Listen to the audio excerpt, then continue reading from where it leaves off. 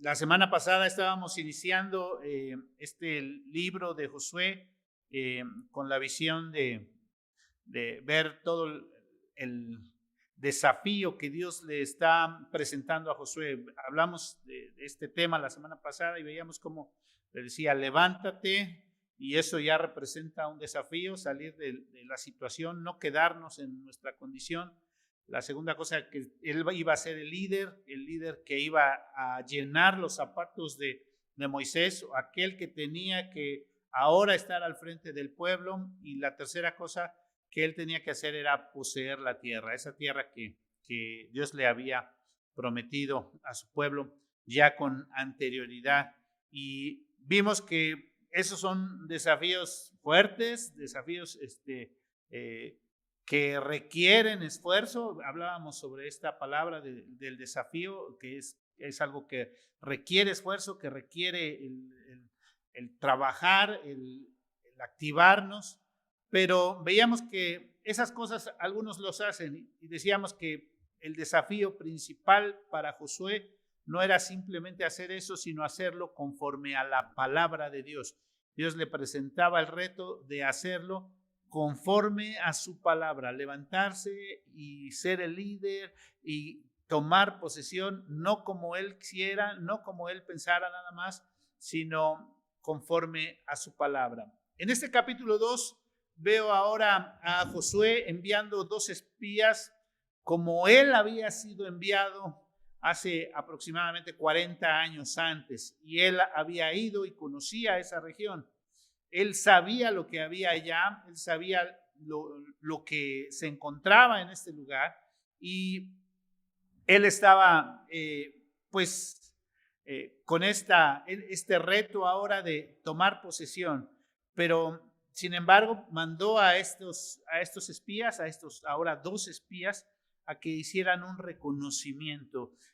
Veo una gran diferencia entre la ocasión en que Moisés eran 12 espías, a este momento en que ahora Josué está mandando solamente 2 espías. ¿Por qué? Porque Josué tiene la necesidad, o se ve en la idea de mandar estos espías. Bueno, creo que principalmente porque el reconocimiento que iban a hacer estos espías era un reconocimiento rápido de una ciudad en especial. Y el reconocimiento que él había hecho junto con otros espías había durado 40 días, nos dice allá el libro de Números, y nos dice también que era una misión mucho, mucho más completa. Me gustaría que fuéramos a ese pasaje allá en el libro de Números. Si ustedes tienen su Biblia ahí, pueden irlo siguiendo también, para que viéramos algunas diferencias y por qué ahora Josué decide mandar nuevamente ahora nada más a 2 espías. En Josué capítulo 13, ahí nos describe el encargo, la encomienda que Moisés les estaba dando a estos 12 espías, que ya un poquito antes, en la primera parte del capítulo 13 de Números, describe quiénes eran, da los nombres de quiénes eran y cómo cada uno de estos 12 espías representaba a una de las tribus de Israel. Dice el versículo 17, 18, 19, 20, dice de Números 13, los envió pues Moisés a recorrer la tierra de Canaán, diciéndoles, subid aquí al Negev y subid al monte y observar la tierra, cómo es, y el pueblo que habita, si es fuerte o débil, si poco o numeroso, cómo es la tierra habitada, si es buena o mala, y cómo son las ciudades habitadas, si son campamentos o plazas fortificadas, y cómo es el terreno, si es fértil o estéril, si en él hay árboles o no. Esforzaos y tomad del fruto del país. Y era tiempo de las primeras uvas. Así lo describe la misión que tenían que realizar estos 12 espías. Entonces era una misión mucho, mucho más completa que la que realizaron estos 12 espías en aquella ocasión enviados por Josué. Dice que si seguimos leyendo ahí el pasaje, que los espías trajeron un racimo o 2 racimos grandes de uvas, trajeron higos y eran tan grandes esos racimos que le pusieron al valle donde cortaron esos racimos, el valle de Sucot, que quiere decir racimo.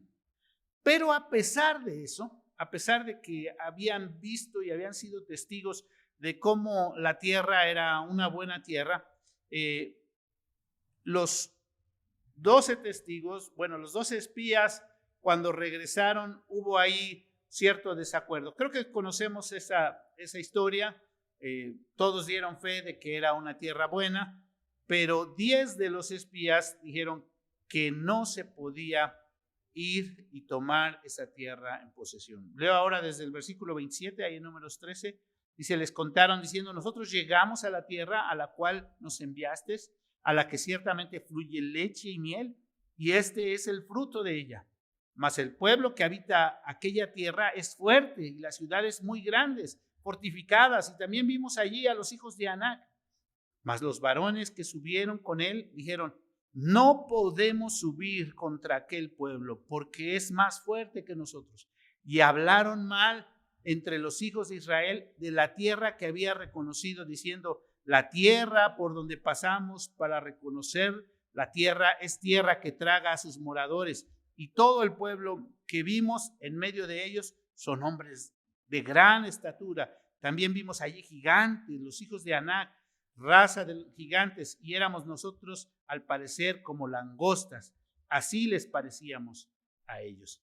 Fíjense lo contradictorio de este informe que traían estos 10 de los 12, porque al principio dijeron, sí es tierra que fluye leche y miel, sí es tierra muy buena, pero ya en el versículo 32, a pesar de que habían primero declarado que era tierra muy buena, que habían traído los frutos y que habían traído la evidencia de que era tierra muy buena, dice que hablaron mal de aquella tierra, diciendo esa tierra es tierra que traga a sus moradores, ¿no? Y entonces eso causó un revuelo entre todo el pueblo. Algunos comenzaron a llorar, a gritar y sobre todo comenzaron a quejarse con Moisés. Lo que le dijeron a Moisés es ojalá nos hubiéramos quedado en Egipto, y otros le dijeron ojalá nos hubiéramos muerto en el desierto. Fíjense el grado de lo que estaban hablando ahora el pueblo contra Moisés.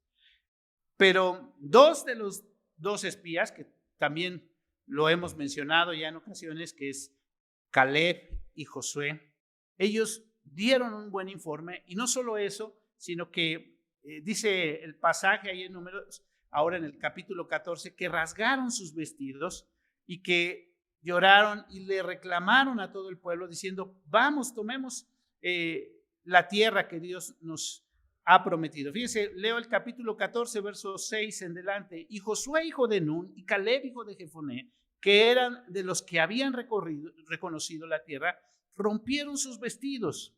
Hablaron a toda la congregación de los hijos de Israel diciendo, la tierra por donde pasamos para reconocerla es tierra en gran manera buena. Fíjense la expresión que usaron, en gran manera buena. Si Jehová se agradare de nosotros, Él nos llevará a esa tierra y nos la entregará, tierra que fluye leche y miel. Por tanto, no seáis rebeldes contra Jehová, ni temáis al pueblo que está de esta tierra, porque nosotros los comeremos como pan, y su amparo será apartado de ellos. Y con nosotros, está Jehová. No le temáis. Pero entonces la gente, dice el versículo 10, toda la multitud quería ya apedrearlos. Esto creó una situación tan fuerte, que Dios había dicho, bueno, no quieren entrar, pues no van a entrar, ¿no? Y vemos ahí nuevamente a Moisés intercediendo por el pueblo. Y es muy interesante la actitud de Moisés, porque él era el que recibía de primera mano las quejas del pueblo. Él era el que la gente iba y le reclamaba todo lo que pasaba, iban y se quejaban con Moisés. Y Moisés, en vez, teniendo a Dios del otro lado, él estaba entre uno y otro, y teniendo a Dios apoyándolo, él iba e intercedía delante de Dios por el pueblo. Y esa me parece a mí una actitud muy loable de parte de Moisés, porque él podía haber dicho, bueno, pues no quieren ir, pues no vayan, vamos nosotros.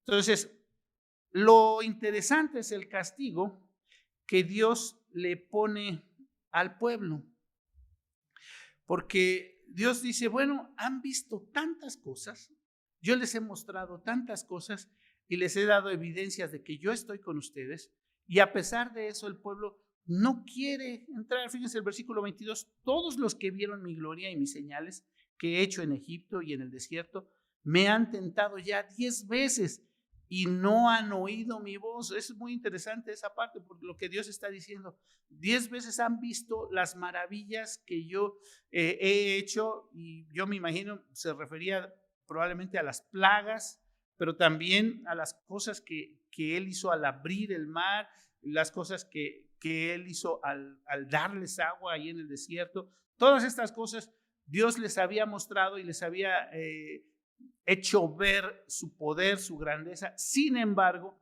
ellos seguían con esa actitud de temor, esa actitud de no ir hacia adelante. Y dice Dios, pero mi siervo Caleb, por cuanto hubo en él otro espíritu y decidió ir en pos de mí, yo lo meteré en la tierra. Entonces, ¿cuál es el castigo que Dios le marca al pueblo de Israel? Bueno, los 40 años en el desierto. Versículo 29, 30, 31.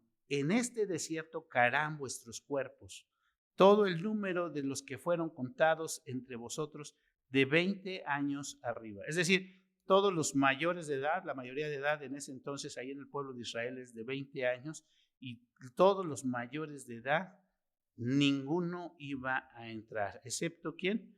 Versículo 30, al final dice Caleb y Josué. Dice, y todos los chiquitos, todos los que ustedes pensaban que iban a hacer, porque hay un reclamo de parte del pueblo con Dios, dicen, si vamos a entrar con estos hombres gigantes, ¿qué van a hacer de nuestros hijitos? Los van a matar, los van a acabar. Entonces Dios les dice, y todos los que ustedes pensaron que estos gigantes los iban a destruir, ellos son los que van a poseer la tierra. Versículo 31. Pero vuestros niños, a los cuales dijiste serían por presa, yo los introduciré y ellos conocerán la tierra que vosotros despreciasteis. Y ellos son los que iban a entrar. Por eso es que estamos hablando de 2 generaciones o una nueva generación. Y lo que vemos en este sentido, hablábamos la semana pasada del desafío, y vemos a Josué ahora listo para entrar a la tierra. Manda a estos 2 espías, ya no manda a tantos, él ya conoce, ya sabe qué es lo que hay allá. Él simplemente manda, ya no van a recorrer todo, solamente van a ir a Jericó y van a tomar algunas ideas de qué es lo que está pasando, qué es lo que piensa la gente allá. Y este capítulo 2 nos da una idea muy clara de qué era lo que estaba pasando en Jericó y cómo, a pesar de haber una ciudad amurallada, a pesar de haber guerreros, a pesar de haber ciertas situaciones adversas, esos gigantes, esos que estaban ahí en esa situación amurallada, estaban temerosos de Dios y estaban temerosos de que ellos fueran a tomar posesión. ¿Por qué estaban temerosos? Hay algunas declaraciones ahí de Rahab que si regresamos a nuestro pasaje de Josué capítulo 2, Rahab en el versículo 9, capítulo 2, versículo 9 dice, sé que Jehová os ha dado esta tierra. Y luego al final, en el en el versículo 11, al final del versículo 11 dice, porque Jehová vuestro Dios es Dios de arriba en el cielo y abajo en la tierra. Y Rahab describe cómo se encontraba todo el pueblo de Jericó, temeroso, temblando, reconociendo que era Dios el que estaba con el pueblo de Israel. Y entonces vemos 2 generaciones y 2 actitudes ante el mismo problema.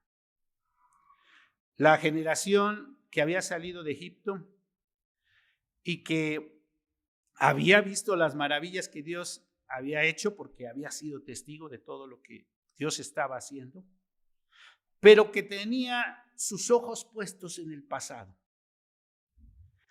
Todo el tiempo renegaba y se rebelaba. Y toda esta generación fue la generación que quedó en el desierto. Dice el pasaje, si siguiéramos leyendo allá en Números, no les voy a pedir que regresen, que Dios castigó a los 10 espías que habían dicho que la tierra era mala. Primero habían dicho que era buena y después habían dicho que era mala.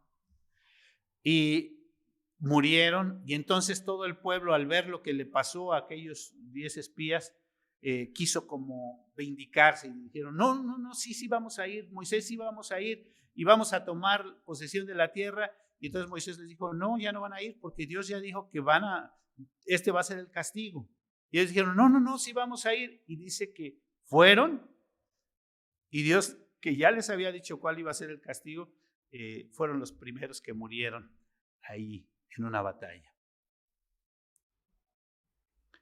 Dos generaciones, dos actitudes. Ahora que vamos a leer todo el libro de Josué, si lo vamos viendo, e incluso el último capítulo, cuando Josué invita al pueblo a servir a Dios, escoged a quién sirváis, si a los ídolos que sirvieron vuestros padres o a los ídolos de los que vivían aquí, dice, y esa frase célebre de Josué, ese texto, mas mi casa y yo serviremos a Jehová. Más bien el texto, porque el texto dice, yo y mi casa serviremos a Jehová. Y dice que toda esa generación fue una generación que buscó hacer siempre lo que dice la palabra de Dios. Y entonces, aquí yo veo algunas cosas. A veces el mismo problema y dos actitudes para enfrentar el mismo problema. Repito, a veces el mismo problema, el mismo reto, el mismo desafío, Dios con nosotros, pero dos actitudes diferentes ante el mismo problema. La primera actitud fue una actitud negativa que no quiso enfrentar el reto que Dios le había puesto por delante. La segunda es una actitud que en las palabras de Josué, en las palabras de Caleb se ve reflejada. Dios está con nosotros. Dios es el que nos guía. Allá al final de uno de estos versículos que leímos, y con nosotros está Jehová. No les temáis. Esa fue la declaración de Josué y de Caleb.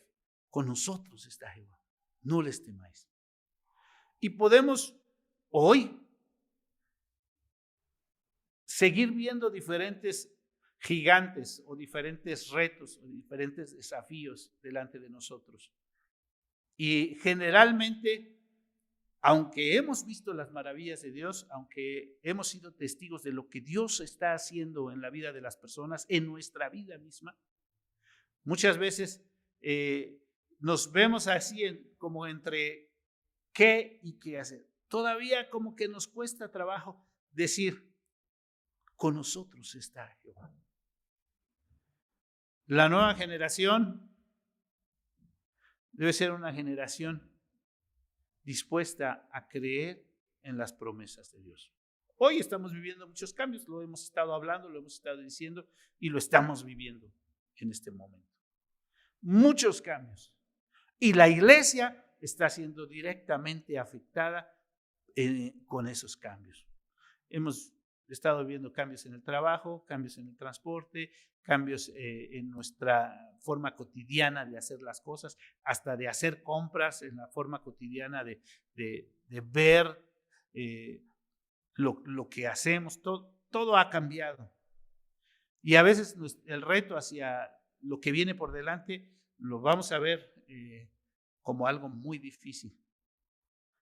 Pero podemos ir con la confianza de que con nosotros está Dios, o podemos estar temerosos podemos estar, pues, a veces con ese recelo, con esa situación de que, bueno, realmente Dios va a acompañarnos, realmente Dios va a estar a nuestro lado cada momento, cada instante. Josué tenía esa visión. Al escuchar el informe ahora de los nuevos espías, seguramente escuchar lo que había dicho Rahab, seguramente escuchar lo que el pueblo estaba pensando y cómo ellos iban a actuar, él podía tener la certeza, Dios está con nosotros. Que aquella ocasión, así como Caleb y él habían declarado, vamos a ir y enfrentar, porque Dios está con nosotros, hoy era el momento para hacerlo. Y hoy para nosotros es el momento para hacer las cosas. Veo algunas enseñanzas más en este pasaje. Una de las enseñanzas tremendas que veo en el pasaje es que Dios usa para sus planes a las personas que menos nos imaginamos. Repito, Dios usa para sus planes a las personas que menos nos imaginamos. Y creo que mucho se habla de quién era Rahab y pues nuestro texto nos lo dice claramente. ¿Quién era Rahab? ¿Qué era Rahab? En el versículo 1 apenas dice que ellos fueron y entraron en la casa de una ramera que se llamaba Rahab. Y creo que esa parte es bastante interesante. Dice que posaron allí. ¿Por qué ahí y por qué con esta mujer? Y bueno, esta mujer fue un medio que Dios usó para darle evidencia de cuál era la situación. Pero la cosa no se queda ahí. La cosa no se queda ahí porque si estudiamos un poco más sobre esta mujer, Rahab, nos encontramos que en la línea del Señor Jesús, repito, en la línea de la genealogía del Señor Jesús, encontramos a Rahab. Y eso lo podemos constatar rápidamente allá en el libro de Mateo, en el capítulo 1, donde empieza a hablar de la genealogía del Señor Jesús. Y habla acerca, en el versículo 5, Mateo 1, 5, Salmón engendró de Rahab a Boz, y Boz engendró a Ruth, y Ruth a Obed, y Obed a Isaí, Isaí engendró al rey David. Entonces, Rahab, si ustedes siguen leyendo este capítulo 1, está en la línea de la genealogía del Señor Jesús. Entonces, aquí es donde está lo sorprendente, porque si esta primera generación veía el desafío, el reto de una forma y traía también ciertos prejuicios hacia ciertas cosas, esta nueva generación viene viendo las cosas ahora como Dios lo está marcando. Y Dios es el que abre la puerta a muchas situaciones y nos muestra cómo Él a las personas que menos pensamos o en las personas que menos pensamos que pueden hacer la obra del Señor son las que Dios usa para su honra y para su gloria. Y Rahab no fue la única mujer no judía que estuvo en la línea de la genealogía del Señor Jesús, porque acabamos de leer ahorita también, leí sobre Ruth, y Ruth recordamos que era una mujer moabita, era de un pueblo idólatra, y es otra mujer que también Dios usa para sus planes, para mostrar su gloria, para mostrar su poder. Dios hace las cosas como Él quiere. Hace algunos años no nos habríamos imaginado estar de esta forma teniendo los cultos. Hace algunos años, en esta semana, por ejemplo, leíamos sobre lo difícil que va a ser en muchas ocasiones para que volvamos a tener reuniones, por ejemplo, sociales o reuniones de convivencia. Y valorábamos mucho, por ejemplo, la cuestión de los inmuebles o los edificios. Pero ahora nos damos cuenta que lo más importante es la iglesia. Recuerdan que la iglesia no es el templo, sino la iglesia somos todos nosotros reunidos. Y a través de estos medios estamos reuniéndonos. Y Dios, en su soberanía, nos ha de ir mostrando los pasos. Y Él ha de usar los medios adecuados, las formas adecuadas, para que le demos la honra y la gloria en todo. Una nueva generación. Hoy día se habla mucho acerca de las generaciones, que los millennials, que la generación Y, que la generación de cristal y muchas cosas que estamos escuchando acerca de las generaciones.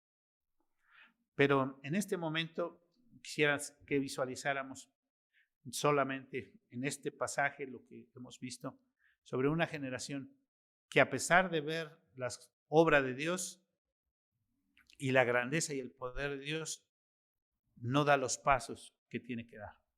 Y una generación joven, una generación con el valor y con el deseo de servir y de glorificar a Dios, y que le cree a Dios que Dios está con él. ¿Cuál es la invitación en esta hora? Y creo que ahora, al hablar así de las generaciones, lo menos que hablamos es de nuestras edades, ¿verdad? Porque algunos ya estamos más grandecitos que otros, sino hablamos de la generación espiritual y de lo que nosotros vemos y entendemos y cómo podemos hacer las cosas. Creo que Dios nos está llamando a ir hacia adelante. Creo que Dios nos ha mostrado muchas cosas y nos ha mostrado que está con nosotros. Hoy estamos viviendo nuevamente que la cuarta ola y que estas cosas.